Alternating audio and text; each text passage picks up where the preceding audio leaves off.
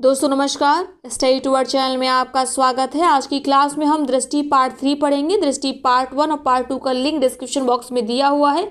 इसके साथ ही यदि आप घटनासार के लेक्चर्स अटेंड करना चाहते हैं तो उसका लिंक भी आपको डिस्क्रिप्शन बॉक्स में मिल जाएगा।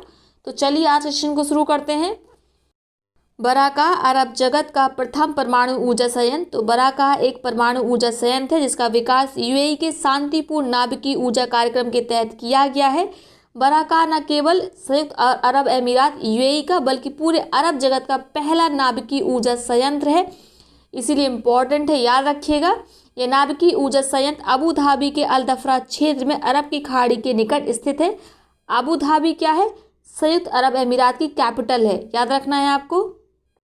अगली अपडेट देखते हैं। उड़ीसा के 2 गांवों को सुनामी रेडी टैग हाल ही में यूनेस्को के द्वारा प्रदान किया गया है। सुनामी रेडी यूनेस्को के अंतर सरकारी इंटर गवर्नमेंटल महासागरीय विज्ञान आयोग आईओसी द्वारा प्रारंभ किया गया एक सामुदायिक प्रदर्शन आधारित कार्यक्रम है। वर्ष 2015 से ही यूनेस्को संवेदनशील तटीय क्षेत्रों में स्थित गांवों में सुनामी रेडी कार्यक्रम को क्रियान्वित कर रहा है। इस कार्यक्रम के तहत यूनेस्को विभिन्न प्रबंधन एजेंसियों के सहयोग से सुनामी से निपटने संबंधित जो तैयारियां होती हैं उनको बढ़ावा देता है। इसके साथ याद रखिएगा, सतत विकास हेतु संयुक्त राष्ट्र महासागर विज्ञान दशक 2021-2030 के लक्ष्यों को प्राप्त करने की दिशा में सुनामी रेडी कार्यक्रम एक महत्वपूर्ण पहल है। तो इस दशक को याद रखिएगा, इंपॉर्टेंट है। प्रत्येक वर्ष 5 नवंबर को विश्व सुनामी जागरूकता दिवस के रूप में मनाया जाता है। आगे देखते हैं। यूनेस्को के अंतर सरकारी महासागरीय विज्ञान आयोग inter governmental oceanographic commission IOC द्वारा उड़ीसा के 2 गांवों वेंकटरायपुर और नोलिया साही को सुनामी रेडी टैग प्रदान किया गया, याद रखना है आपको। वेंकटरायपुर और नोलिया साही हिंद महासागर क्षेत्र में पहले ऐसे 2 गांव हैं जिन्हें सुनामी तैयारी से संबंधित अंतर्राष्ट्रीय मान्यता प्राप्त हुई है। ध्यातव्य है कि हिंद महासागर क्षेत्र में सुनामी रेडी कार्यक्रम को क्रियान्वित करने वाला भारत पहला देश और उड़ीसा पहला राज्य है। तो इम्पोर्टेंट हो जाता है, इसको याद रखना है। अगली अपडेट देखते हैं। तुर्कमेनिस्तान विश्व व्यापार संगठन में पर्यवेक्षक का दर्जा। वर्ष 1991 तक तुर्कमेनिस्तान पूर्व सोवियत संघ यूएसएसआर का हिस्सा था, जिसे तुर्कमेन सोवियत समाजवादी गणतंत्र के नाम से जाना जाता था। 27 अक्टूबर 1991 को तुर्कमेनिस्तान ने स्वयं को स्वतंत्र कर लिया था। तुर्कमेनिस्तान मध्य एशिया के 5 देशों कजाकिस्तान, किर्गिस्तान, ताजिकिस्तान, उज्बेकिस्तान और तुर्कमेनिस्तान में अंतिम देश है जिसने विश्व व्यापार संगठन WTO के साथ औपचारिक संबंध स्थापित किया है। साथ में आप जो ये मध्य एशियाई कंट्रीज दे रखी है, देश दे रखी है, इनकी राजधानियां जरूर याद कर लीजिएगा और इनकी अवस्थिति भी एक बार एटलस में जरूर देख लीजिएगा। तुर्कमेनिस्तान विश्व व्यापार संगठन WTO का 25वां परीक्षक देश है। वर्तमान में विश्व व्यापार संगठन सदस्य देशों की संख्या 164 है और भारत इसका संस्थापक देश है, याद रखना है आपको।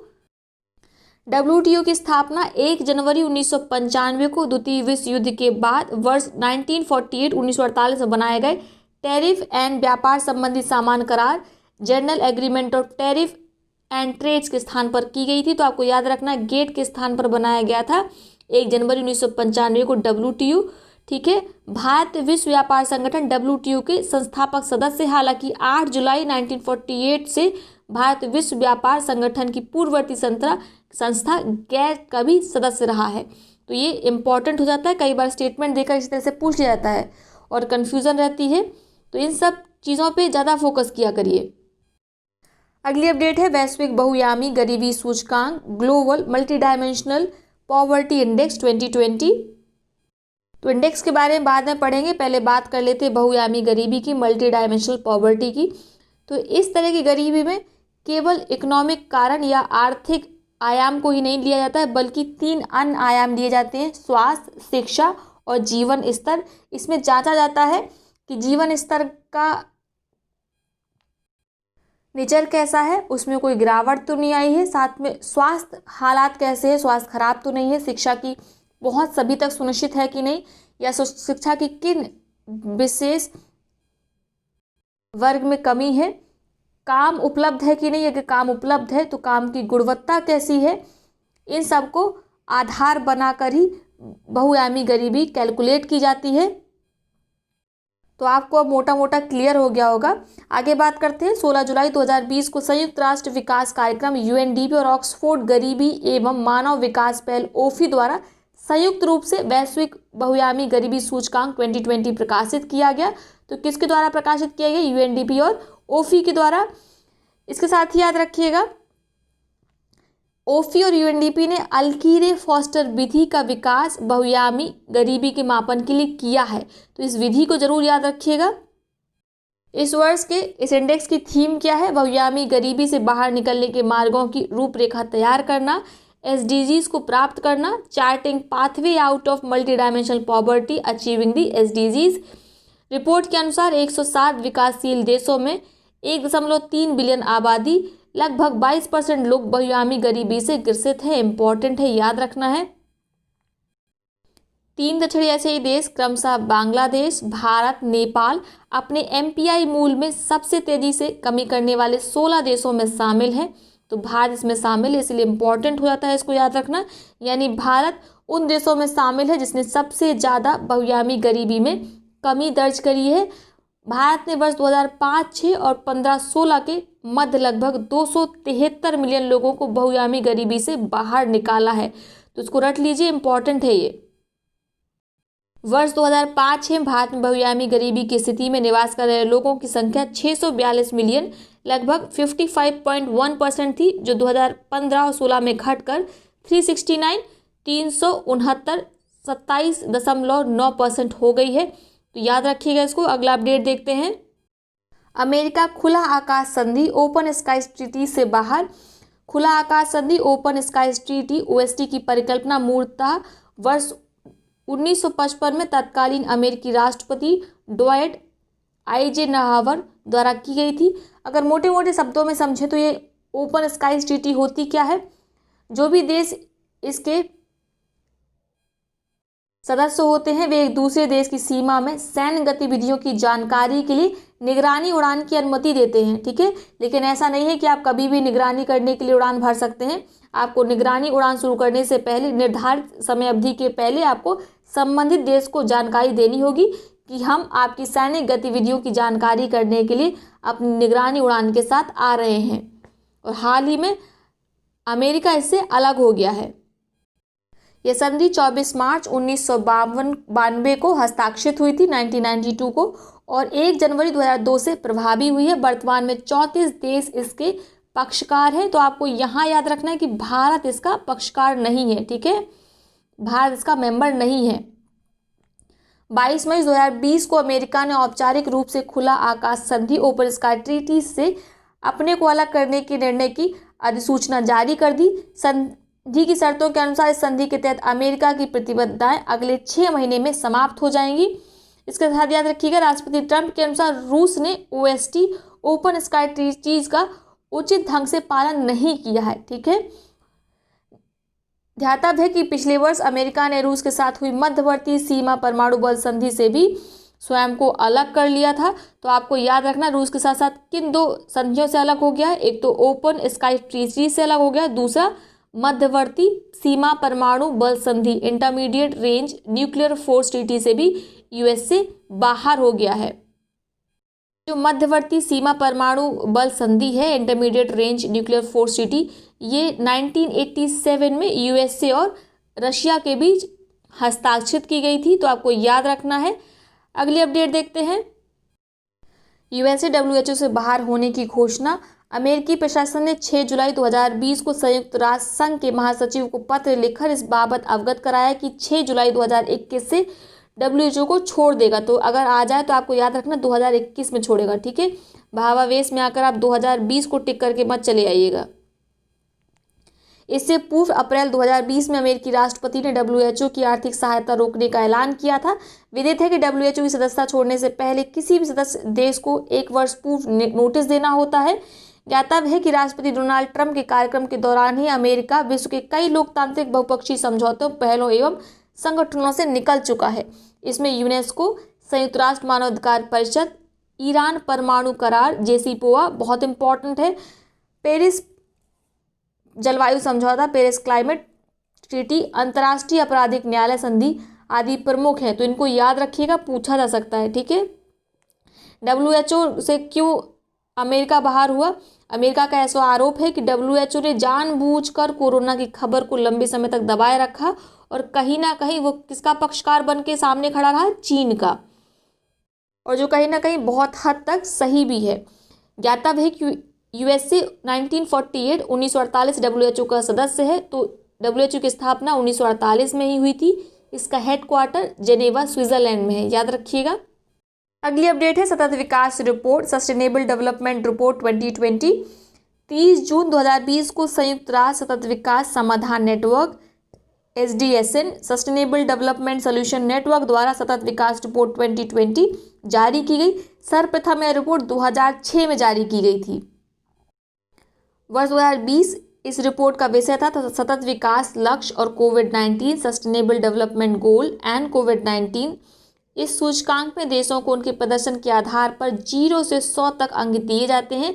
0 सबसे खराब प्रदर्शन करने वाले देशों को और 100 सबसे अच्छा प्रदर्शन करने वाले राष्ट्रों को दिया जाता है। तो इसमें टॉप किया है स्वीडन ने। स्वीडन, डेनमार्क, फिनलैंड ये लगातार कई वर्षों से 1, 2, 3 इन्हीं रैंकिंग पर काबिज हैं। याद रखना आसान हो जाएगा आपको। देख लेते हैं भारत की रैंक कितनी। तो भारत की रैंक है 117, ठीक है। कुछ पड़ोसी देशों की रैंकिंग भी आप देख लीजिए, कई बार पूछ लिया जाता है। पाकिस्तान की रैंक 134 है। श्रीलंका की रैंक जो है वो 94 है।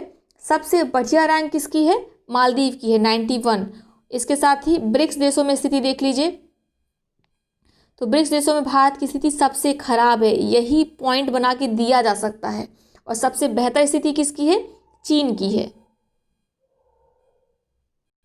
तो इतनी ज़्यादा रैंकिंग भारत को मिली 117। तो ये कहीं ना कहीं दर्शाती है कि जो सतत विकास लक्ष्यों को प्राप्त करने के लिए जो हमारे प्रयास हैं वो अभी भी नाकाफ़ी हैं और हमारी जो प्रगति है उनको प्राप्त करने की वो काफ़ी स्लो है।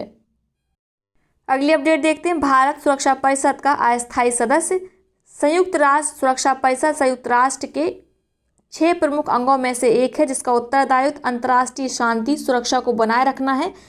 सुरक्षा परिषद में 15 सदस्य होते हैं, जिसमें 5 स्थायी 10 अस्थायी सदस्य होते हैं। स्थायी सदस्यों में कौन कौन है? चीन, फ्रांस, रूस, यूनाइटेड किंगडम, संयुक्त राज्य अमेरिका, USA। तो इनको याद कर लीजिए, वैसे आपको ऑलरेडी पता होगा ये सब। तथा शेष 10 सदस्य क्षेत्रीय आधार के अनुसार 2 वर्ष की अवधि के लिए महासभा द्वारा चुने जाते हैं, UN जनरल असेंबली के द्वारा। भारत को हाल ही में United nation security council UNSC संयुक्त राष्ट्र सुरक्षा परिषद का अस्थायी सदस्य नॉन परमानेंट सदस्य के रूप में चुना गया है। भारत का चुनाव 184 वोटों से हुआ, जबकि कुल मतदान 192 देशों ने किया था, यानी कि 192 में भारत को अस्थायी सदस्य बनाया जाना चाहिए। ये इसके पक्षकार कितने लोग थे? 184 देश थे। सर्वप्रथम भारतवर्ष 1950-51 में सुरक्षा परिषद का अस्थायी सदस्य रहा। तो इसको याद रखना है, यानी जैसे ही हमने 1950 को संविधान लागू किया और तुरंत ही हम UNSC के अस्थायी सदस्य बन गए। ऐसे याद रखना आसानी होगी, ठीक है। टोटल 8 बार बन चुका है, यानी ये 8वां अवसर है। अभी तक 7 बार बन चुका था और ये वाला जो अवसर है ये 8वां है। इसके पहले कब बना था? तो 2011-12 में। बस आप इतना ही याद कर लीजिए, सफिशिएंट है। पहली बार कब बना? 1950 और 51 में। और अभी जब बना है इसके पहले कब बना था? 2011 और 12 में। भारत का 2 वर्षीय कार्यकाल कब से कब तक रहेगा? ये इंपॉर्टेंट है। 1 जनवरी 2021 से 31 दिसंबर 2022 तक। भारत के अतिरिक्त आयरलैंड, केन्या, मैक्सिको, नॉर्वे को भी वर्ष 2021-22 हेतु सुरक्षा परिषद में अस्थायी सदस्य चुना गया है। स्टेटमेंट देके हो सकता है 4 में से किसी देश को बदल दिया जाए। तो इन देशों को याद कर लीजिए, कोई ट्रिक वगैरह बना लीजिए, आपको याद हो जाएगा। आप चाहें तो ये ट्रिक भी याद कर सकते हैं। नॉर्वे की मैक्स कन्या आई है, नॉर्वे, मैक्स से मैक्सिको, कन्या से केन्या, आई से आयरलैंड, ठीक है। और आप इससे सरल कोई ट्रिक बना सकते हैं, तो उस तरीके से याद कर लीजिए। अगली अपडेट देखते हैं। वैश्विक शांति सूचकांक 2020। 11 जून 2020 को IEP institute of economics and peace द्वारा वैश्विक शांति सूचकांक ग्लोबल पीस इंडेक्स 2020 जारी किया गया। यह इस सूचकांक का 14वां संस्करण है। इस सूचकांक का शीर्षक है जटिल विश्व में शांति का मापन, मेजरिंग पीस इन दी कॉम्प्लेक्स वर्ल्ड। इस सूचकांक में 163 स्वतंत्र देशों, क्षेत्रों की उनकी शांति के आधार पर रैंकिंग प्रदान की जाती है।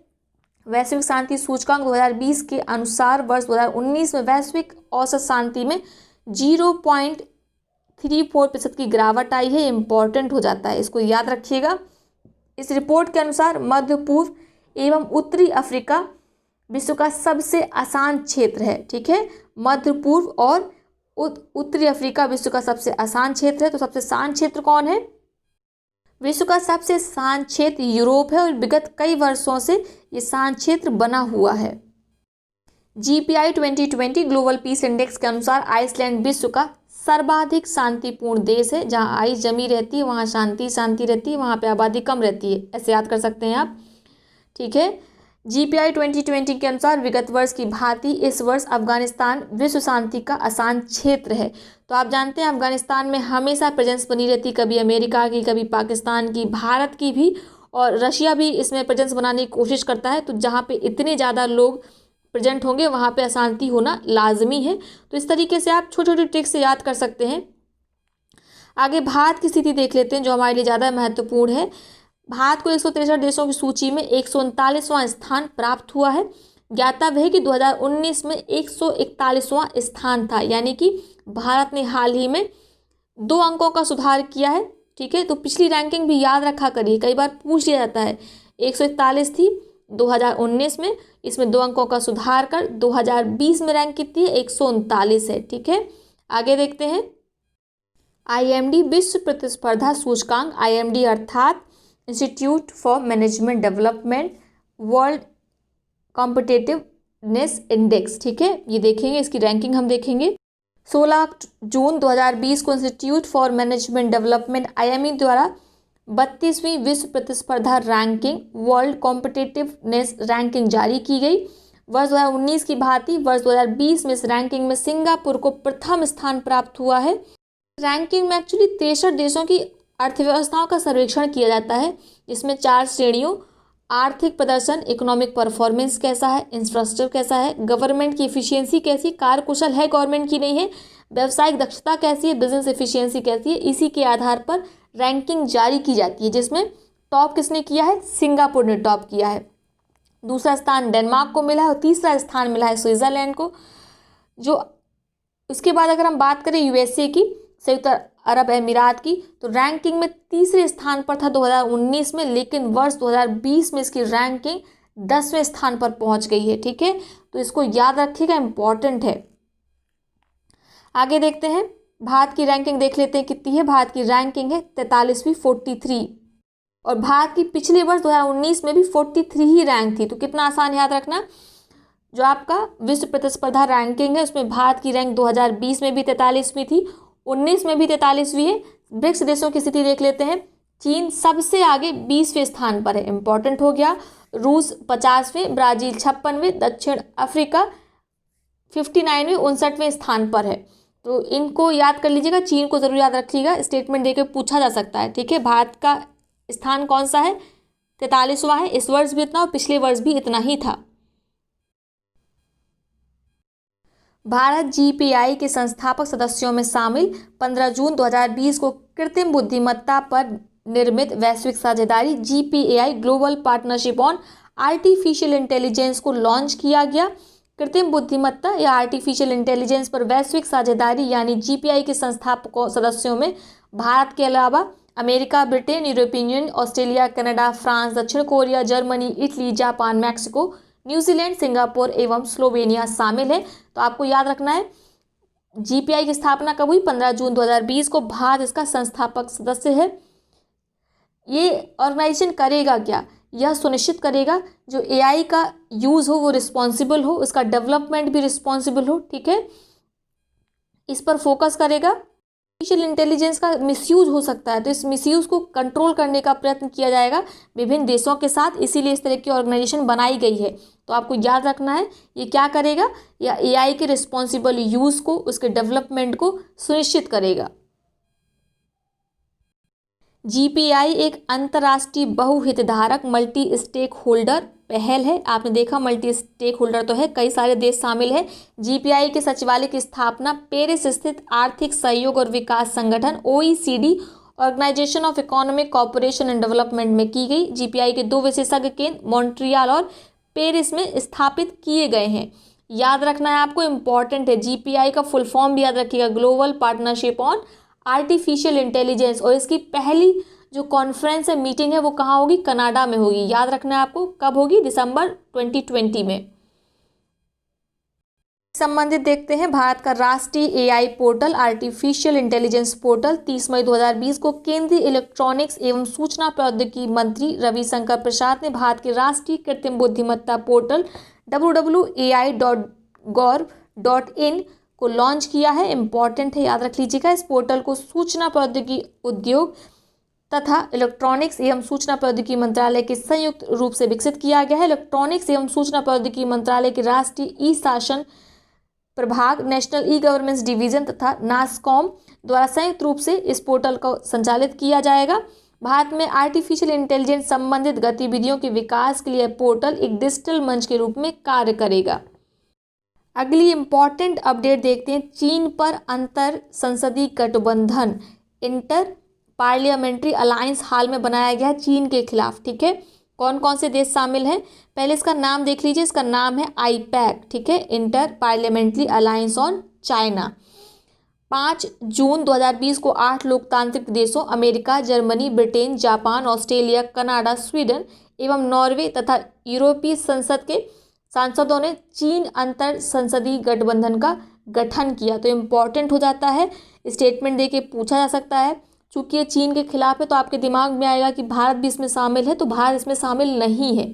ठीक है, फिलहाल शामिल नहीं है, आगे शामिल हो सकता है, तो आपको इसको फोकस करना है, लेकिन आगे भी शामिल होने के चांसेस बहुत कम है। स्थापना के समय आईपैक में 18 राजनीतिज्ञ शामिल थे, जिनमें US senator Marco Rubio, Bob Menendez और यूरोपियन यूनियन के प्रमुख सांसद थे, जबकि वर्तमान में इसमें कुल 16 देशों के 100 से अधिक सांसद शामिल हैं। आईपैक लोकतांत्रिक देशों के सांसदों का लेजिस्लेटर्स का संगठन है। याद रखना है। ठीक है, कौन कौन से देश शामिल थे जब इसकी स्थापना हुई? 8 लोकतांत्रिक देश शामिल थे, America, Germany, Britain, Japan, Australia, Canada, Sweden, Norway और यूरोपीय संसद। भारत इसमें शामिल नहीं है। इसका फुल फॉर्म याद रखिएगा, inter parliamentary alliance on China. पर्यावरण प्रदर्शन सूचकांक 2020। पर्यावरण प्रदर्शन सूचकांक ईपीआई एक द्विवार्षिक रिपोर्ट है जिसे येल यूनिवर्सिटी, कोलंबिया यूनिवर्सिटी द्वारा वर्ल्ड इकोनॉमिक फोरम, विश्व आर्थिक मंच के सहयोग से निर्मित किया जाता है। ईपीआई में उच्च प्राथमिकता वाले पर्यावरणीय मुद्दों पर प्रदर्शन के आधार पर विभिन्न देशों को रैंक प्रदान की जाती है। सूचकांक का प्रथम संस्करण वर्ष 2006 में प्रकाशित किया गया था। वर्ष 2020 में डेनमार्क 80.5 स्कोर के साथ शीर्ष स्थान पर है। तो आपको स्कोर नहीं याद रखना है, बस याद रखिएगा डेनमार्क शीर्ष पे है और लाइबेरिया अंतिम पायदान पे है। ठीक है, आगे देखते हैं। पर्यावरण प्रदर्शन सूचकांक 2020 में भारत को 180 देशों में 168वां स्थान प्राप्त हुआ है। भारत की चिंताजनक स्थिति को दिखाता है कि भारत में जो पर्यावरण प्रदर्शन हमारा है उसको इम्प्रूव करने की कितनी ज़्यादा आवश्यकता है। भारत का स्कोर 27.6 है। उल्लेखनीय है कि वर्ष 2018 में सूचकांक में भारत की रैंक 170वीं थी, 177 थी। ठीक है, तो दोनों याद रखिएगा। 2018 में कितनी थी? 177, और 2020 में कितनी है? 168। चूंकि 2 वर्ष में निकलता है इसलिए 2018 का दिया, फिर 2020 का रैंक दिया हुआ है। इसके साथ ही आप याद रख सकते हैं कि 2018 के कंपैरिजन में 2020 में भारत ने पर्यावरण प्रदर्शन सूचकांक पे 9 अंक का इजाफा किया है। ठीक है, पहले 177 रैंक थी और अब कितनी है? 168 है। ब्रिक्स देशों की स्थिति देख लीजिए। ब्राज़ील की 55 रैंक है, रूस की 58, दक्षिण अफ्रीका की 95, चीन 120, भारत 168। यानी कि भारत की ब्रिक्स देशों में सबसे खराब स्थिति है। सबसे ठीक स्थिति किसकी है? ब्राज़ील की है। अगली अपडेट देखते हैं। विश्व प्रेस स्वतंत्रता सूचकांक 2020। रिपोर्टर्स विदाउट बॉर्डर्स फ्रांस स्थित एक स्वयंसेवी संस्था है जिसके द्वारा इंडेक्स जारी किया जाता है, तो इसको नाम याद रखिएगा। विश्व प्रेस स्वतंत्रता सूचकांक कौन जारी करता है? Reporters without borders. वर्ष 2002 से आरएसएफ यानी रिपोर्टर्स विदाउट बॉर्डर्स द्वारा विश्व प्रेस स्वतंत्रता सूचकांक प्रकाशित किया जा रहा है। इस सूचकांक में 180 देशों में किए गए सर्वेक्षण के आधार पर जारी किया जाता है। ज्ञातव्य है कि यह सूचकांक पत्रकारिता की गुणवत्ता को नहीं बल्कि प्रेस और पत्रकारों को प्राप्त सुरक्षा के स्तर, समाचारों की निर्बाध पहुंच को सर्वेक्षण करता है। तो देखिए कितना अलग और यूनिक पॉइंट दिया हुआ है, इसको याद कर लीजिए। इस सूचकांक में शीर्ष स्थान मिला है नॉर्वे को, और नॉर्वे लगातार 4 वर्षों से सूचकांक में शीर्ष स्थान प्राप्त कर रहा है। वहीं हैती की अगर हम बात करें तो वर्ष 2019 से 62वां, जबकि 2020 में 83वां स्थान की रैंक में सर्वाधिक 21 स्थानों की गिरावट दर्ज की है। ठीक है, हैती ने सबसे ज़्यादा गिरावट दर्ज की है, और सर्वाधिक सुधार किसने किया है? मलेशिया ने किया है। ठीक है, 22 स्थानों का सुधार किया है और हैती ने 21 स्थानों की गिरावट दर्ज की है। इसके साथ ही भारत की रैंकिंग याद रखिएगा, ज़्यादा इंपॉर्टेंट है, भले आप इनको याद मत रखिएगा। भारत का स्थान 138वां है, जबकि वर्ष 2019 में 140वां था, यानी कि 19 में कितना था? 140वां था। इसमें 2 अंक का हमने सुधार किया, और 2020 में विश्व प्रेस स्वतंत्रता सूचकांक में हमारी रैंक कितनी है? 138वीं है। इंपॉर्टेंट है, याद रखिएगा। अभी हमने पढ़ा कि शीर्ष स्थान तो नॉर्वे को मिला है, तो अंतिम स्थान किसको मिला है? उत्तर कोरिया को। ठीक है, नॉर्थ कोरिया को मिला है। इसके साथ ही हम ब्रिक्स देशों की स्थिति भी देख लेते हैं। रूस को 149, चीन की 177 रैंक है। ठीक है, भारत की कितनी है? 142 है, और वहीं दक्षिण अफ्रीका की 31 है, ब्राज़ील की 107 है। तो आपको याद रखना है भारत की रैंक, शायद मैंने ऊपर गलत बता दिया है, एक बार फिर से रिवाइज कर लेते हैं। 2020 में रैंक कितनी? 142 है। 2019 में भारत की रैंक कितनी थी? 140 थी, और उसके पहले रैंक कितनी थी? 138 थी। तो लगातार हम गिरावट देख रहे हैं विश्व प्रेस फ्रीडम इंडेक्स में। तो भारत की 2020 की रैंकिंग याद रखिएगा, 142 है। ठीक है, अगली अपडेट देखते हैं मृत्युदंड पर एमनेस्टी इंटरनेशनल की रिपोर्ट। एमनेस्टी इंटरनेशनल द्वारा प्रति वर्ष विश्व में मृत्युदंड से संबंधित आंकड़ों का प्रकाशन किया जाता है। वर्ष 1970 में जब इस संगठन ने मृत्युदंड को समाप्त करने की दिशा में प्रयास प्रारंभ किए, तब मात्र 16 देशों ने ही सभी अपराधों हेतु मौत की सजा को पूर्णतः समाप्त किया था। आज ये संख्या बढ़कर 106 तक पहुंच चुकी है। जनवरी-दिसंबर 2019 की अवधि के दौरान मृत्युदंड के न्यायिक प्रयोग पर आधारित एमनेस्टी इंटरनेशनल की नवीनतम रिपोर्ट 21 अप्रैल 2020 को जारी की गई। वर्ष 2019 में न्यू हैम्पशायर ऐसा 21वां अमेरिकी राष्ट्र बन गया है जिसने सभी अपराधों हेतु मृत्युदंड को समाप्त कर दिया है। तो आपको याद रखना है, मृत्युदंड पर रिपोर्ट कौन निकालता है? Amnesty international. एमनेस्टी इंटरनेशनल के अनुसार वर्ष 2018 में हर वर्ष 2019 में भी 20 देशों द्वारा मृत्युदंड की सजा क्रियान्वित की गई थी। ठीक है, 2018 की ही तरह वर्ष 2019 में भी 20 देशों द्वारा मृत्युदंड की सजा क्रियान्वित की गई थी, जहां वर्ष 2018 में 690 से अधिक लोगों द्वारा मृत्युदंड का क्रियान्वयन किया गया वहीं 2019 में संख्या 657 प्लस थी। ज्ञातव्य है कि इन आंकड़ों में चीन के आंकड़े शामिल नहीं हैं, जहां प्रतिवर्ष हजारों व्यक्तियों को मृत्युदंड दिया जाता है, परंतु आधिकारिक रूप से उनकी संख्या गुप्त रखी जाती है। ये डेटा रिलीज नहीं करता है चीन अपना। फिर भी वर्ष 2019 में सर्वाधिक निष्पादित मृत्युदंडों की संख्या चीन में मानी गई है, लेकिन चूंकि ये औपचारिक घोषणा नहीं है तो इसको नहीं माना जाता है। सबसे ज़्यादा मृत्युदंड कहाँ पर परफॉर्म किया गया है? ईरान में। ठीक है, लगभग 251 लोगों को ईरान में मृत्युदंड दिया गया है। तो आपको याद रखना है 2019 में सर्वाधिक मृत्युदंड ईरान में क्रियान्वित किए गए हैं। वर्ष 2019 में मृत्युदंड की सजा सुनाने वाली दृष्टि से शीर्ष 5 देश चीन को छोड़कर, जैसा आपको पता है चीन अपना डेटा रिलीज नहीं करता है, तो निम्नवत है। पाकिस्तान में 632 प्लस, मिस्र में 435 प्लस, बांग्लादेश में 220 प्लस, भारत में 102, जाम्बिया में 101। याद रखना है आपको। ठीक है, आगे देखते हैं सऊदी अरब अल बैक्सों हेतु मृत्युदंड की समाप्ति। अप्रैल 2020 में सऊदी अरब के शाही राज परिवार द्वारा देश के कानूनों में सुधार करते हेतु अल बैस को अपराध से समय 18 वर्ष से कम आयु के व्यक्तियों को अल बैस कहा जाता है। इनसे संबंधित मृत्युदंड की सजा को समाप्त करने की घोषणा की है। इतना ही याद रखना है। वर्ष 2016 से 19 तक भारत में मृत्युदंड का क्रियान्वयन नहीं किया गया। 20 मार्च 2020 को निर्भया कांड के 4 दोषियों को फांसी पर लटकाया गया था। तो ये हाल ही में जो आपने टेबल देखी, ये केवल सजा सुनाई गई है मृत्युदंड की, इसको क्रियान्वित नहीं किया गया है। ठीक है, अगली इंपॉर्टेंट अपडेट देखते हैं। उत्तरी मैसेडोनिया नाटो का 30वां सदस्य। अप्रैल 1949 में अमेरिका, कनाडा, 10 पश्चिमी यूरोपीय देशों UK, France, Italy, Netherland, Belgium, Portugal, Denmark, Norway, Iceland तथा लग्जमबर्ग ने वॉशिंगटन संधि, उत्तर अटलांटिक संधि, नॉर्थ अटलांटिक ट्रीटी जिसे कहते हैं, वह हस्ताक्षर किए। इसके फलस्वरूप NATO North Atlantic Treaty Organisation का गठन हुआ। नाटो एक अंतर सरकारी इंटरगवर्नमेंटल सैन्य गठबंधन है। ठीक है, याद रखिएगा क्या है, सैन्य गठबंधन है। इसका उद्देश्य एक संगठित सुरक्षा प्रणाली जन हेतु उत्तरी अमेरिका एवं यूरोप के स्वयं और स्वायत्त देशों को एक छत के नीचे लाना है। तो ये इंपॉर्टेंट हो जाता है, याद रखना है आपको। ठीक है, तो आपको याद रखना है नाटो क्या है, एक सैन्य गठबंधन है जिसकी स्थापना कब हुई थी, 1949 में।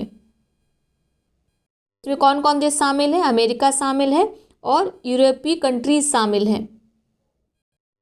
27 मार्च 2020 को उत्तरी मैसेडोनिया ने नाटो की सदस्यता ग्रहण की है।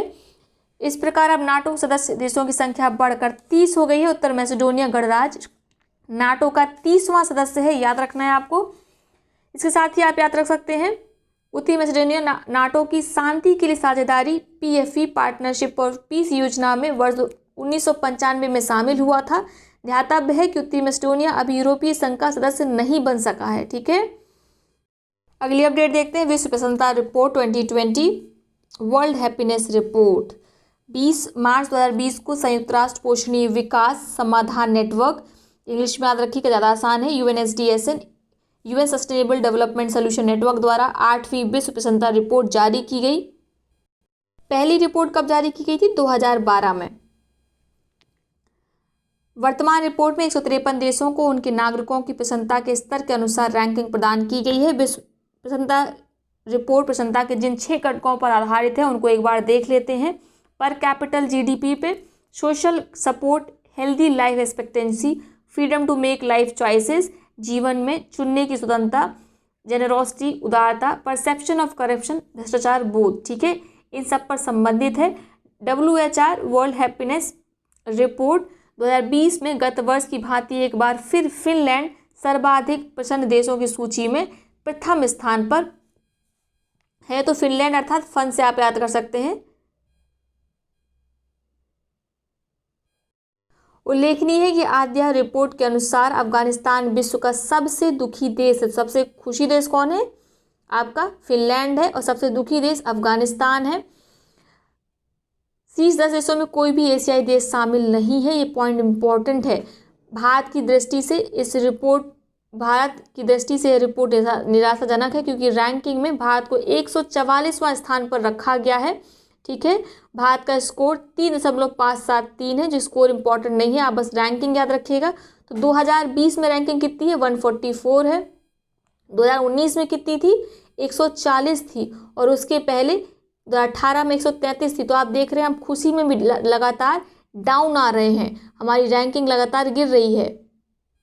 चलिए ब्रिक्स देशों की स्थिति देख लेते हैं। ब्राज़ील की रैंक कितनी है, 32वीं है। ठीक है, रूस की कितनी है, 73वीं है। चीन की 94 है। दक्षिण अफ्रीका की 109 है और भारत की 144 है। पिछले वर्ष कितनी थी, 140 थी। ठीक है, 2019 में, 2018 में कितनी थी, 133 थी। आगे देखते हैं WHR 2020 में 10 प्रमुख शहरों की रैंकिंग। तो पहली रैंकिंग आप याद रख सकते हो हेलसिंकी की। ठीक है, हेलसिंकी ने टॉप किया है विश्व प्रसन्नता रिपोर्ट शहरों की रैंकिंग में। हेलसिंकी किसकी कैपिटल है, फिनलैंड की कैपिटल, राइट। और 180वें नंबर पर है भारत का दिल्ली, इसको भी याद रख सकते हैं। वैसे इसकी पूछने की संभावना ना के बराबर है। अगली अपडेट देखते हैं अंतर्राष्ट्रीय शस्त्र हस्तांतरण प्रवृत्तियां 2019।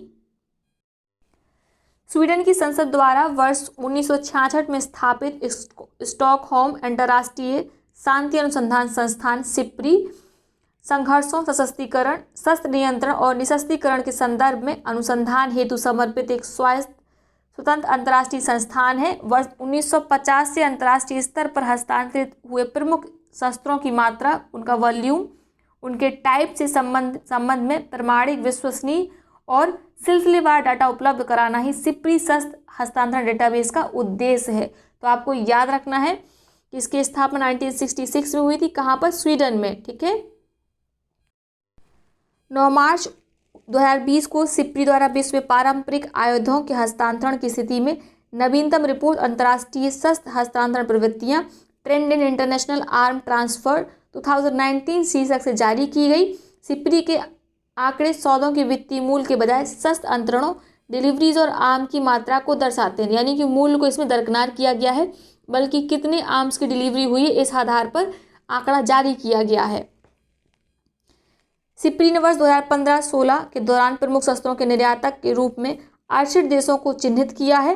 वर्ष 2015-19 की अवधि में विश्व के 5 शस्त्र निर्यातक देश कौन कौन से हैं, देख लेते हैं। पहले नंबर पर है अमेरिका, दूसरे नंबर पर है रूस, तीसरे नंबर पर है फ्रांस, फिर जर्मनी और चीन। याद कर सकते हैं, अमेरिका, रूस, फ्रांस, जर्मनी, चीन। आगे देखते हैं, वर्ष 2015 और 19 की अवधि में विश्व के शीर्ष 5 शस्त्र आयातक देश कौन कौन से हैं। तो पहले नंबर पर है सऊदी अरब, दूसरे नंबर पर है भारत, तीसरे नंबर पर है मिस्र, चौथे नंबर पर ऑस्ट्रेलिया और पाँचवें नंबर पर है चीन। तो चीन 5वें नंबर का आयातक भी है और शस्त्रों का निर्यातक भी है। और भारत विश्व का दूसरा बड़ा शस्त्र आयातक देश है, पहले नंबर पर सऊदी अरब है। उक्त शीर्ष 5 शस्त्र आयातकों का विश्व के कुल शस्त्र आयात में योगदान 36% है। याद रखिएगा, शीर्ष 5 देशों के संदर्भ में वर्ष 2010-2014 की तुलना में वर्ष 2015-19 सर्वाधिक वृद्धि मिस्र में हुई है। ठीक है, लगभग 212% की वृद्धि आयात में की है मिस्र ने।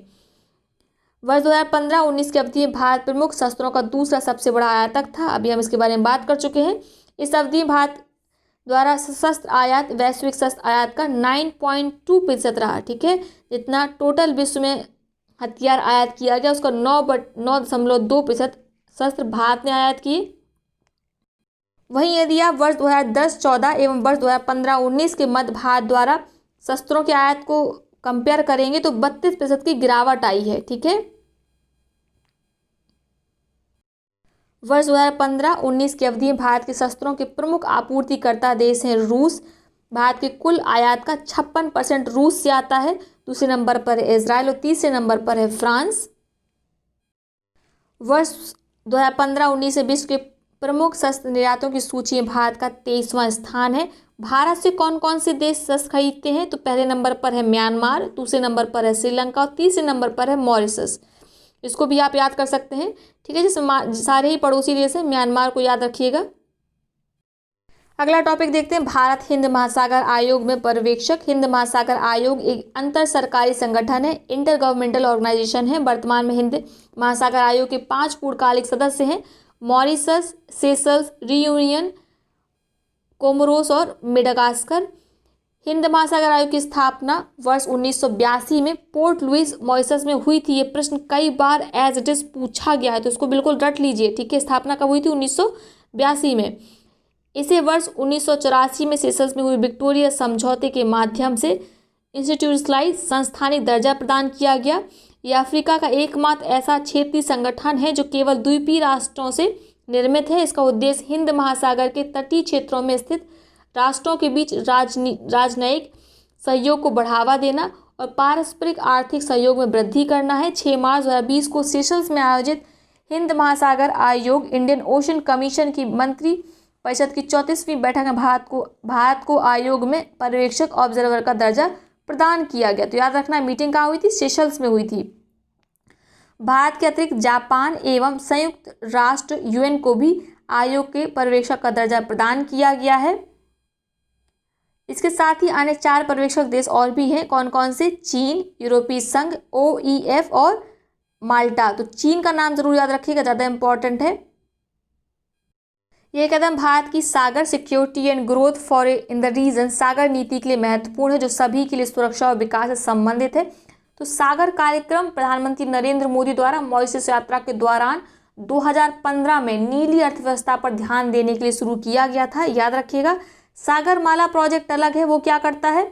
बंदरगाहों की आधुनिकीकरण से संबंधित है और ये भी 2015 में ही शुरू किया गया था। तो सागर प्रोजेक्ट और सागरमाला प्रोजेक्ट दोनों ही 2015 में शुरू किए गए हैं और दोनों ही नीली क्रांति से संबंधित है। खासकर जो सागरमाला है वो पोर्ट के बीच कनेक्टिविटी और जो पोर्ट का आधुनिकीकरण हो सकता है उससे संबंधित है। याद रखना है आपको। अंतर्राष्ट्रीय बौद्धिक संपदा सूचकांक 2020 5 फरवरी 2020 को यूएस चैम्बर ऑफ कॉमर्स के वैश्विक नवाचार नीति केंद्र द्वारा अंतर्राष्ट्रीय बौद्धिक संपदा सूचकांक 2020 का 8वां वार्षिक संस्करण जारी किया गया। वर्ष 2020 के सूचकांक में विश्व की 53 अर्थव्यवस्थाओं को शामिल किया गया, जो वैश्विक सकल घरेलू उत्पाद के लगभग 90% का प्रतिनिधित्व करते हैं। इस सूचकांक में शीर्ष स्थान अमेरिका को मिला और भारत का स्थान 40वां है, याद रखिएगा। ठीक है, इसको आप याद कर सकते हैं क्योंकि यूएस का ही चैम्बर ऑफ कॉमर्स इसको जारी करता है, इसलिए उसने यूएस को ही पहली रैंक दे दी। और भारत का स्थान कौन सा है? 40वां है। भारत के अतिरिक्त अन्य ब्रिक्स देशों में चीन 28वें, रूस 31वें, ब्राजील 34वें और दक्षिण अफ्रीका 42वें स्थान पर है। सूचकांक में भारत के अतिरिक्त शामिल एक अन्य दक्षिण एशियाई देश पाकिस्तान 91वें स्थान पर है, याद रखिएगा। आगे देखते हैं। अंतर्राष्ट्रीय धार्मिक स्वतंत्रता गठबंधन 6-18 जुलाई 2019 के मध्य अमेरिका की राजधानी वॉशिंगटन में धार्मिक स्वतंत्रता बढ़ाने पर दूसरी मंत्रिस्तरीय बैठक second ministerial to advance religious freedom का आयोजन किया गया था। इस आयोजन के दौरान 18 जुलाई 2019 को अमेरिका के राज्य सचिव secretary of state Mike Pompeo ने अंतर्राष्ट्रीय धार्मिक स्वतंत्रता गठबंधन के गठन की घोषणा की। अंतर्राष्ट्रीय धार्मिक स्वतंत्रता गठबंधन में अमेरिका समेत 27 संस्थापक देश शामिल है, तो आप इन देशों को पढ़ सकते हैं, लिस्ट दी हुई है। भारत इसमें शामिल नहीं है, इम्पॉर्टेंट यही है। इस संगठन क्या करेगा? धार्मिक उत्पाद और धार्मिक आतंकवाद को कम करेगा। धार्मिक अल्पसंख्यक जैसे ईरान में यजीदी हैं, पाकिस्तान में हिंदू हैं, उत्तर पूर्वी नाइजीरिया में ईसाई हैं, म्यांमार में मुस्लिम हैं, उनके धार्मिक शोषण से उनको संरक्षित करेगा। ठीक है, याद रखिएगा। भ्रष्टाचार बोध सूचकांक 2019 23 जनवरी 2020 को ट्रांसपेरेंसी इंटरनेशनल द्वारा भ्रष्टाचार बोध सूचकांक करप्शन परसेप्शन इंडेक्स 2019 जारी किया गया। प्रतिवर्ष जारी होने वाली सूचकांक का यह 25वां संस्करण है। भ्रष्टाचार बोध सूचकांक 2019 में 13 विभिन्न सर्वेक्षणों एवं विशेषज्ञ मूल्यांकनों के आधार पर विश्व के 180 देशों एवं क्षेत्रों को सार्वजनिक क्षेत्र में व्याप्त भ्रष्टाचार के स्तर के अनुरूप रैंकिंग प्रदान की गई है। इस सूचकांक में 0 से 100 अंकों तक विस्तारित पैमाने का प्रयोग किया गया है, जहां 0 का अर्थ है सर्वाधिक भ्रष्ट, हाईली करप्ट, और 100 का अर्थ है सर्वाधिक ईमानदार, वेरी क्लीन। ठीक है, याद रखिएगा। सूचकांक में डेनमार्क और न्यूजीलैंड संयुक्त रूप से शीर्ष स्थान पर है, तो आपको याद रखना है डेनमार्क और न्यूजीलैंड शीर्ष स्थान पर है। ठीक है, संयुक्त रूप से इन दोनों को ही फर्स्ट रैंक मिली है, जबकि सोमालिया निचले स्थान पर, इसको 180 रैंक मिली है। भ्रष्टाचार बोध सूचकांक में 2019 से भारत स्कोर 41 के साथ 80वें स्थान पर, यानी कि भारत की रैंक कितनी है? 80 है। ठीक है, भारत का बेनिन, चीन, घाना, मोरक्को भी 80वें स्थान पर है। तो यहाँ पे ध्यान देने योग्य बात यह है कि हम चीन के साथ ये रैंक शेयर कर रहे हैं भ्रष्टाचार वाली। ज्ञातव्य है कि वर्ष 2018 में की सूचकांक में 180 देशों की सूची में 78वें स्थान पर था, तो यानी कि स्थिति में सुधार आया है। आपने देखा होगा ना कि सुधार नहीं आया है बल्कि गिरावट दर्ज की गई। ठीक है, अब रैंक 80 है, स्कोर तो है नहीं, ये स्कोर के आधार पर कैलकुलेट किया जाता है, तो रैंक 80 है। और पिछले वर्ष की रैंक कितनी थी? 78 थी, तो यानी कि 2019 से भारत की रैंकिंग में गिरावट दर्ज की गई है, याद रखिएगा। इस सूचकांक में भारत के पड़ोसी देशों में चीन की 80वीं स्थान है, 80 रैंक है, यही रैंक भारत की भी है। श्रीलंका 93वें स्थान पर, पाकिस्तान 120वें स्थान पर, नेपाल 113वें स्थान पर, बांग्लादेश 146वें और अफगानिस्तान 173वें स्थान पर है। वहीं ब्रिक्स देशों की रैंकिंग भारत और चीन के अतिरिक्त दक्षिण अफ्रीका की रैंक 70th है, ब्राज़ील की 106 है और रूस की 137 है, याद रखिएगा। अगली अपडेट देखते हैं। Global go to think tank index report 2019। इस रिपोर्ट में किसी देश में कितने थिंक टैंक काम कर रहे हैं उनके नंबर्स के आधार पर रैंकिंग प्रदान की जाती है और उनका काम कितना प्रभावकारी है ये भी देखा जाता है। Global go to think tank index report को पेंसिल्वेनिया विश्वविद्यालय, यूनिवर्सिटी ऑफ पेंसिल्वेनिया, एक गैर लाभकारी कार्यक्रम थिंक टैंक और सिविल सोसाइटी कार्यक्रम के तहत जारी किया जाता है। सर्वप्रथम यह रिपोर्ट 2006 में जारी की गई थी। यह इस रिपोर्ट का 14वां संस्करण है। Global go to think tank index report में विश्व के कुल 175 थिंक टैंकों को सूचीबद्ध किया गया है। रिपोर्ट के अनुसार विश्व में सबसे अधिक थिंक टैंक अमेरिका में है, जिसकी संख्या 1871 है। हालांकि भारत 509 थिंक टैंक के साथ दूसरे स्थान पर है, तो याद रखिएगा, ठीक है। विश्व के शीर्ष 10 थिंक टैंक की रैंकिंग दे रखी, तो आप खाली पहला याद रखिएगा, Carnegie endowment of international peace, ये यूएसए का थिंक टैंक है। और भारत के कुछ थिंक टैंक को हम देख लेते हैं। तो भारत का जो सर्वोच्च रैंक पाने वाला संस्थान है वो है ब्रुकिंग्स संस्थान, ठीक है, जिसे समग्र रूप से 23वां स्थान प्राप्त हुआ है। उसके साथ ही इस सूचकांक में भारत के ऑब्जर्वर रिसर्च फाउंडेशन ORF को 27वां स्थान प्राप्त हुआ है। आपको ORF याद आ रहा होगा। ORF और विदेश मंत्रालय मिलकर दिल्ली में रायसीना डायलॉग का आयोजन करते हैं। अब आपको याद आ गया होगा, राइट। तो इसको कौन सा स्थान मिला है? 27वां स्थान मिला है, आपको याद रखना है, ठीक है। अगला इंपॉर्टेंट इंडेक्स देखते हैं, वैश्विक लोकतंत्र सूचकांक 2019। 22 जनवरी 2020 को ब्रिटेन की संस्था the economist intelligence unit EIU द्वारा वैश्विक लोकतंत्र सूचकांक डेमोक्रेसी इंडेक्स 2019 जारी किया जाता है। सद्य संस्करण इस सूचकांक का 12वां संस्करण है। इस सूचकांक में विश्व भर के 165 स्वतंत्र देशों की और 2 क्षेत्रों में लोकतंत्र की स्थिति का विश्लेषण प्रस्तुत किया गया है। इस सूचकांक में शामिल देशों को 4 श्रेणियों पूर्ण लोकतंत्र फुल डेमोक्रेसीज, त्रुटिपूर्ण लोकतंत्र फ्लॉड डेमोक्रेसी, छद्म शासन पद्धति हाइब्रिड रिजीम एवं सत्तावादी शासन प्रणाली ऑथोरिटेरियन रिजीम में बांटा जाता है। ध्यातव्य है कि सूचकांक 5 अलग अलग श्रेणियों में वर्गीकृत 60 संकेतकों पर आधारित है, ठीक है, याद रखिएगा। आगे देखते हैं। उल्लेखनीय है कि सूचकांक में शामिल 167 देशों क्षेत्रों की सूची में भारत 6.90 स्कोर के साथ 91वें स्थान पर है, ठीक है। इससे पहले वर्ष 2018 में भारत की रैंक 41वीं थी। तो लगातार हम गिरावट देख रहे हैं हर ही इंडेक्स में, ठीक है। भारत को इस सूचकांक की 4 श्रेणियों में त्रुटिपूर्ण लोकतंत्र का अंतर्गत रखा गया, यानी कि भारत का लोकतंत्र इस इंडेक्स के अनुसार फ्लॉड लोकतंत्र में आता है, ठीक है, त्रुटिपूर्ण लोकतंत्र में आता है, आपको याद रखना है।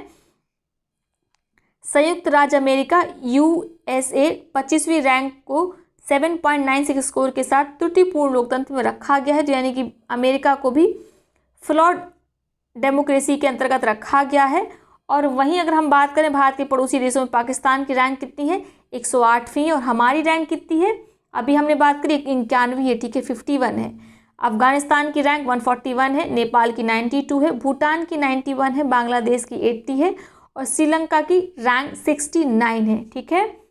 इस सूचकांक भारत के अतिरिक्त अन्य ब्रिक्स देशों में चीन की रैंक 153 है, दक्षिण अफ्रीका की रैंक 40वीं है, रूस की 134वीं और ब्राज़ील की 52वीं रैंक है। तो आप देख रहे हैं अपने पड़ोसी देशों में सबसे अच्छी स्थिति है और ब्रिक्स देशों में भी अच्छी स्थिति है, लेकिन फिर भी भारत एक फ्लॉड लोकतंत्र के रूप में इसे रजिस्टर किया है, जो भारत के लिए अच्छी बात नहीं है। आगे देखते हैं। सूचकांक के अंतिम पायदान पर स्थित देश उत्तर कोरिया है। आप समझ सकते हैं उत्तर कोरिया क्यों है, वहाँ पे तानाशाह वाला शासन है, ठीक है। वर्ष 2019 के सूचकांक भारत की तुलना अगर पिछले वर्षों से की जाए तो वर्ष 2006 में रैंकिंग शुरू होने के बाद यह सबसे कम स्कोर है, ठीक है। जब से रैंकिंग शुरू हुई है तब से सबसे खराब स्कोर, सबसे खराब रैंकिंग इसी बार मिली है। कितनी मिली है? 91वीं रैंकिंग मिली है। एशिया एवं ऑस्ट्रेलेशिया क्षेत्र में भारत की रैंक 8वीं रही, ठीक है। अगर एशिया और ऑस्ट्रेलिया की अलग से रैंक निकाली जाए, ऑस्ट्रेलेशिया की, तो भारत की रैंक 8वीं है। अगली अपडेट देखते हैं। वैश्विक सामाजिक गतिशीलता सूचकांक 2020 विश्व आर्थिक मंच वर्ल्ड इकोनॉमिक फोरम द्वारा वैश्विक सामाजिक गतिशीलता report global social mobility report 2020 जारी की गई। वर्ल्ड इकोनॉमिक फोरम द्वारा पहली बार इस सूचकांक को जारी किया गया है, इसीलिए इंपॉर्टेंट हो जाता है, इसको याद रखिएगा, ठीक है। वैश्विक सामाजिक गतिशीलता सूचकांक के तहत विश्व की 82 अर्थव्यवस्थाओं का समग्र आकलन सामाजिक गतिशीलता के निम्न 5 प्रमुख आयाम को पर उनके प्रदर्शन के आधार पर किया गया है। तो कौन से हैं वो 5 आयाम? स्वास्थ्य, शिक्षा, ठीक है, शिक्षा की पहुंच सभी तक है कि नहीं, अगर पहुंच है तो उसकी गुणवत्ता कैसी है, सबको समान रूप से शिक्षा मिल रही है कि नहीं मिल रही है, कहीं ऐसा तो नहीं है कि जेंडर डिस्पैरिटी यहाँ पे आ रही है या अमीर गरीब का डिफरेंस किया जा रहा है, ठीक है। और आजीवन सीखना संबंधित है, प्रौद्योगिकी, टेक्नोलॉजी, कार्य, ठीक है, जिसमें सबको कार्य का अवसर मिल रहा है, मजदूरी की स्थिति कैसी है, वातावरण कैसा है काम करने का, सुरक्षा और संस्थान, सामाजिक सुरक्षा और समावेशी संस्थान, ये 5 आयाम शामिल है जिसके आधार पर 82 देशों की रैंकिंग जारी की गई है। इसमें शीर्ष स्थान किसको मिला है सामाजिक गतिशीलता सूचकांक में? डेनमार्क को मिला है। दूसरा स्थान नॉर्वे को मिला है। सबसे खराब स्थिति किनकी है? आइवरी कोस्ट की और सेनेगल की। ठीक है, तो एक एक रैंकिंग याद रखिएगा, सफिशिएंट है। भारत की रैंकिंग आप देख लीजिए, भारत की रैंकिंग है 76। कितने देशों में रैंकिंग है? 82 देशों में रैंकिंग है, तो अच्छी बात नहीं है ये। ठीक है, ब्राज़ील की रैंक कितनी है? 60 है। रूस की 39 है, चीन की 45 है और दक्षिण अफ्रीका की 77 है। ठीक है, तो हमारी केवल दक्षिण अफ्रीका से ही सही रैंक है, बाकी सबसे हम ब्रिक्स देशों में नीचे हैं। हमारी रैंक है 76, याद रखना है आपको। इस इंडेक्स को किसके द्वारा जारी किया जाता है? वर्ल्ड इकोनॉमिक फोरम के द्वारा। इसे पहली बार जारी किया गया है ग्लोबल सोशल मोबिलिटी इंडेक्स, याद रखना है आपको। आगे देखते हैं, भारतीय भेषज संहिता को अफगानिस्तान की मान्यता। भेषज संहिता अर्थात फार्माकोपिया को औषधीय उत्पादों की गुणवत्ता को सुनिश्चित करने के उद्देश्य से भारतीय भेषज संहिता आयोग द्वारा विधायी एवं वैज्ञानिक मानकों को भारतीय भेषज संहिता के रूप में उपलब्ध कराया जाता है। ड्रग्स एवं कॉस्मेटिक अधिनियम 1940 की द्वितीय अनुसूची के तहत भारतीय भेषज संहिता को भारत में बिक्री या वितरण हेतु आयातित निर्मित औषधियों हेतु मानक स्टैंडर्ड्स की आधिकारिक पुस्तक ऑफिशियल बुक के रूप में मान्यता प्राप्त है। आपको समझ आ गया होगा अब। दिसंबर 2019 में इस्लामी गणराज्य अफगानिस्तान के सार्वजनिक स्वास्थ्य मंत्रालय के राष्ट्रीय औषधि तथा स्वास्थ्य उत्पाद नियामक विभाग ने भारतीय भेषज संहिता इंडियन फार्माकोपिया को औपचारिक रूप से मान्यता प्रदान की है। इसके साथ ही अफगानिस्तान भारतीय भेषज संहिता को इंडियन फार्माकोपिया को औपचारिक रूप से मान्यता प्रदान करने वाला विश्व का पहला देश बन गया है। तो इम्पॉर्टेंट है, आपको याद रखना है। ठीक है, इंडियन फार्माकोपिया कमीशन IPC स्वास्थ्य और परिवार कल्याण मंत्रालय भारत सरकार का एक स्वायत्त संस्थान है, याद रखिएगा। ध्यातव्य है कि भारतीय भेषज संहिता आयोग एक स्वायत्त निकाय के रूप में जनवरी 2009 से पूर्णतः प्रचालित हुआ था। तो आपको याद रखना है किसके अंतर्गत काम करता है? स्वास्थ्य और परिवार कल्याण मंत्रालय के अंतर्गत। और पूर्णतः स्वचालित कब हुआ था, प्रचालित कब हुआ था? 2009 में। तो ये है आज का सेशन। आई होप सेशन आपको पसंद आया होगा। वीडियो को लाइक करिएगा, साथ ही अपने मित्र और सहपाठियों के साथ इसे शेयर करना बिल्कुल ना भूलिएगा। बहुत बहुत धन्यवाद।